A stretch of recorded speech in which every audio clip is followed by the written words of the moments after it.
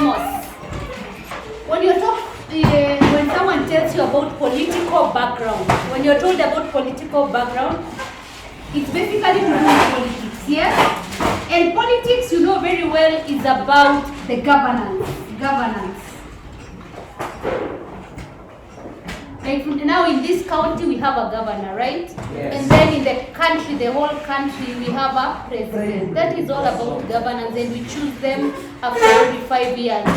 But now, actually, because in school, if you don't know, they want to be exceeding up to 7 years.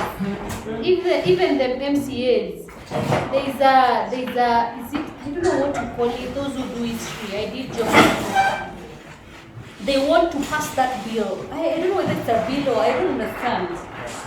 But when we're talking about the political background of Amos, you have to know he was a prophet during the reign of who? Jeroboam II, yes?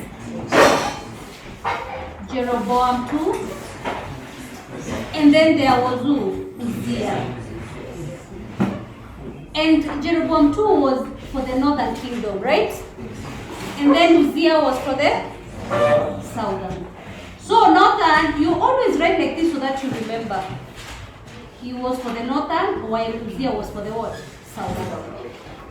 Then the northern belonged to what? Israel. And then the southern belonged to Judah. So during this reign, Jeroboam II was very good in his governance, right? So Israel actually he was so good in his political governance that Israel was able to do what? Was able to get a lot of stability, political stability.